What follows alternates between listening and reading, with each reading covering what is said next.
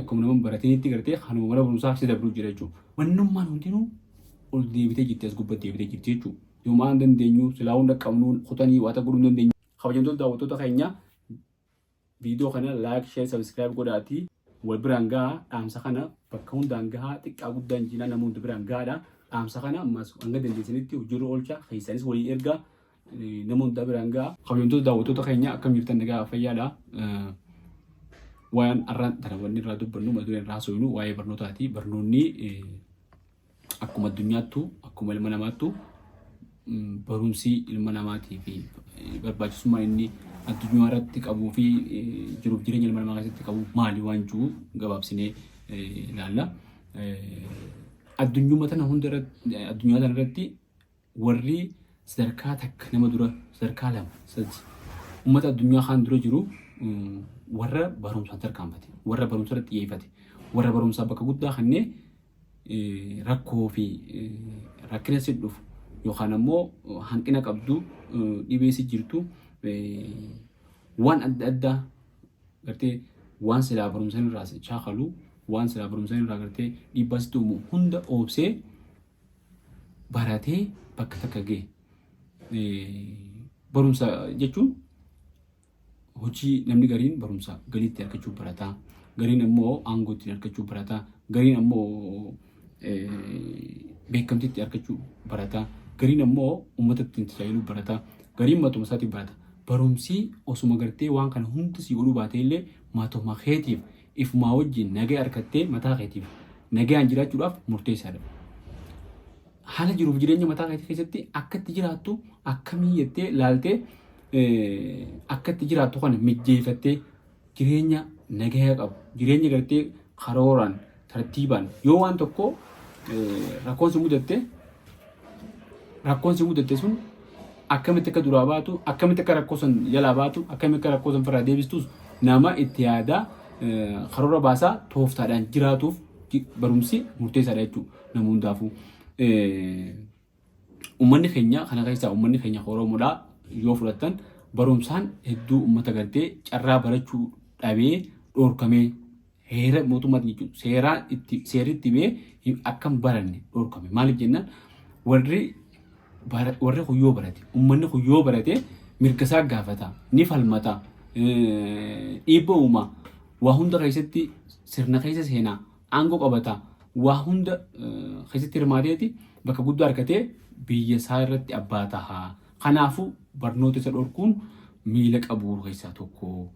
Akka gartee miila qofa qabuun taane sammuu isaanii qabuu keessaa tokko jechuudha. Namni baratiin waan mirga isaatii fi dirqama isaatii fi akkaataa itti gartee waan inni isaan malu waan qooda isaa waan abbummaa itti qabu falmachuu hin beeku jechuudha. Nama barateetu namni barannaan nama barsiisii ogguu baratee boodannuu mirga isaanii gaafataa waan jiru jira jechuudha. Kanaaf namni barachuun jiruuf jireenya isaa keessatti murteessaadha jechuudha. Wanta takka kan gartee barumsarra nama akka jechamaatti akka qoosaatti ja'anii namni gartee ittiin barumsarraa wal dhorku duuba wal harkisu akka jira. Habaratee isa waa dhaqee habaratee isa ga'ee waan jenna akka jira. Namni ogguma baratuuhu bakka dhaquu fi bakka deemuu fi biyya adeemuudhaaf hin takka baratu. Isa waa ga'ee ooni jenna. Bakki inni ga'u mataa isaa kanaan akkaataa itti jiraatu jiru jireenya isaa beekee jiraachuu uummata isaatiif waan gumaachuu qabu beekee gumaachuu ilmaan isaatiif hortee isa boodaatiif maatii isaatiif waan gumaachuu danda'u gumaachuu addunyaa tanarra namicha kun dhufee dhalatee guddatee nama ta'ee jiraatee akkanumatti irraa kan duune waan takka gumaacha godhee akka gartee addunyaa tanarraa deemuuf barumsaa isa barbaachisaa jechuudha. Addunyaa irratti teknooloojiidhaan meeshaalee gurguddoo addunyaa meeshaalee waraanaa meeshaalee teknooloojii meeshaalee ijaarsaa walumatti haajaman gurguddoo meeshaalee qorannaa adda addaa waan addunyaan taajamtu gurguddoo hunda nama barateetu dalagee jechuudha. Wanni kan nasiibatti dhufaa takka illee jirtu. Fiiziksii barattee, keemistirii barattee, saayinsii adda addaa barattee qoricha taatus, dawaa taatus, fayyaa taatus, meedisinii taatus namni gartee doktora fayyaa taatee dhukkuba uummatarraa dhukkuba uummata qabu uummata yaaluu nama barate jechuudha. Waan akka laaftuu tan ilaalanii barumsa laaftuu ilaalanii gartee maallaqa markachuu qofaaf akka waan baratanii ilaalan nama fakkaachuu hin qabu. Barumsi akka murteessaadha jechuudha. Maallaqa harkachuu qofaaf osoo hin ta'in innaawaa osuma barachuun sun maallaqa dhorgite illee barattee maallaqa san dhabuu ture jira malee maallaqa jecha barumsan dhiisuun irra hin jirtu jechuudha. Kana gaa namni barate namni ifii barate yookaan namni ifii barate yoo maallaqa argatee barumsa akka waan barumsiis argachiisetti yaadu maaliif firatti hin beeku ta'a inni waan baratee fi waan kana argatetti hin beeku ta'a. Hedduu isatti waan guddaa dhamte jechuudha. Namaan baratiin nama wallaala keessatti hafeetu beeka. Faayidaa ifaadha. Faayidaa ifaa nama tokko na keessa jiru beeka. Namni ifaa keessa jiru faayidaa ifaa hedduu beekuu danda'u jechuudha. Kanaaf warra barumsa dhoorkamee abbootii teenya uummata keenya barumsa dhoorkamee hiree barachuudhaa dhabee ifiifammoo hiree dhuguu argamte ilmaan kana barsiisuudhaaf ilmaan isaatiif gumaacha taasise. Warra ilmaan akka nuu baratan jee gartee ifii miila qullaa deemee ilmaan isaa barsiise. Ifii garaa hidhatee ilmaan nyaachisee barsiise. Dabtara qalama itti bitee barsiise. Warra kanaatu faayidaa barumsaa beeka jechuudha. Waan xiqqoo takka waraqaa takka namni fuudhee lafaa dubbisee waraqaan tun waan kana dubbatti. Waan kana dubbatti jedha beekuun waan saawwataatii miti. Waan guddaadha jechuudha. Kanaaf barumsi waan namni filannoo godhuuf miti. Yeroon tun yeroo gartee barattoonni qoromanii qormaata kutaa olamaatis warri dabran barattoonni gartee kan dabrinis qabxii hara deebanii jira. Haganaa gartee kolleejjii adda addaatii waan adda addaa seenanii jira. Waan fedhe haa ta'u yuunivarsiitii ta'uu baatus kolleejjii isaa ta'u teeknikaas haa ta'u waan biraas haa ta'u ilmi namaa barachuu qabu. Ogummaa harkaas haa ta'u kolleejjii teeknikaa adda addaa jira. Saniis haa ta'u namni sadarkuma jirurratti barumsa irratti xiyyeeffachuu qaba jechuudha. Barumsa keessaafuu akkuma amma dubbannetti barumsa piraatikaalaa yoo argate namni waan bareeddu akka nama fayyaddi. Addunyaan tun teknooloojiidhaan guddattee gartee waanuma silaa namni gartee duraan hojjetaan qaxaramee dalagu hedduu waan AI sun namaa dalaguutu heddummaata. Mootummaa biratti isaanii dalaga abbootii qabeenyaa bira isii dalaguu danda'a. Waan tokko tokko jira piroogiraamiingii maal waan gartee AI dalaguu dandeenyanii waan lafa kaanii jira hanga tokko warri gartee AI sanatti ogeessaa warri waan kana sirrii beekan. Kanaaf xiyyeeffannoo keenya gamas goonee barumsa irratti xiyyeeffannee addunyaa dhaqqabuu qabna. Dhaqqabuu qofa osoo hin ta'in addunyaa dura kutuu qabna. Yoo gartee addunyaa buuta akkuma hafnetti nuti homaa hin dandeenyu silaa hunda qabnu kutanii waata godhuu hin dandeenyu jennee akka teenyu taate dhaloota qoffisuu taate ifumaaf qoffisuu taate jechuudha. Kanaafuu tattaafannee bakka takka gahuu qabna. Uummata keenyaa barumsi akka murteessaa ta'uusaa keessaafuu baadiyyaa naannoo adda addaatti naannoo keenyatti wanti ta'u jiru namni agara. Ilmi dhalatee guddatee osoo hin baratiin achumatti jaarraa 20 takka keessa osoo jiru jechuudha. Achumatti dhalatee osoo hin baratiin osuma gartee deemee bakka takka gartee barumsaafillee nama wajjin jiraatee akka taate jiraatan hin beekin achumatti maas fuudhee dhalee achumatti ilma hin baranne jechuudha. Kun waan ta'uu qabu miti. Namni barumsarraa umriin hin daangeessu, fageenyi hin daangeessu, waan tokko hin daangeessu deemee barachuu qaba bakka fedhatti. Bakka jirtu akka rakkoo keessa jirtutti haala keessa jirtutti barachuu qaba jechuudha namni. Even namni guyyaa mijjooneef barumsi guyyaa kan mijjooneef namni gartee dandeettii hojjetee jiraatu galgalallee taatu hanga dandeetti barachuu qabu. Yoo san dadhabe namni amma toora onlaayinaatti taatu akkuma fedhattu barachuu qaba jechuudha ilmi namaa.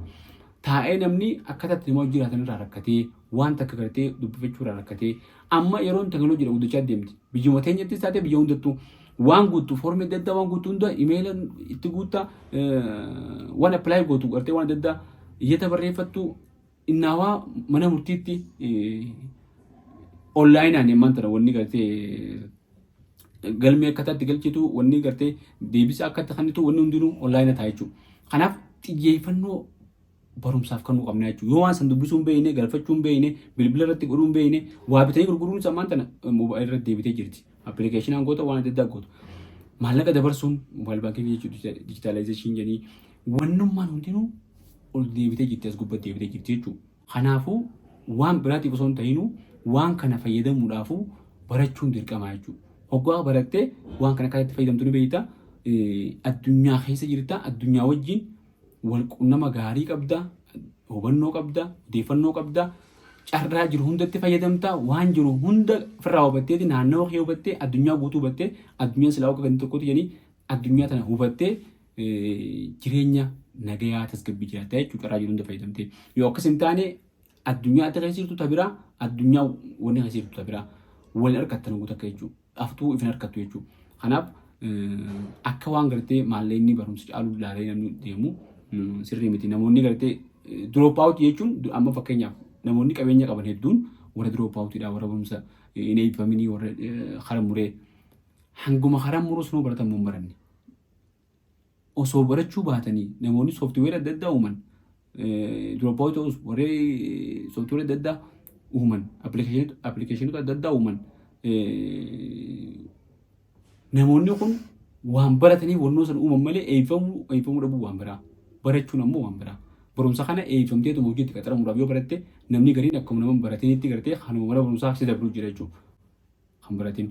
Akkas osoo hin ta'in waan hanga baratte sanitti waan hubattee itti fayyadamu yoo baratte duroopaawutii ta'uun waan biraa waan sanitti fayyadamanii maallaqa argachuu danda'an jechuudha.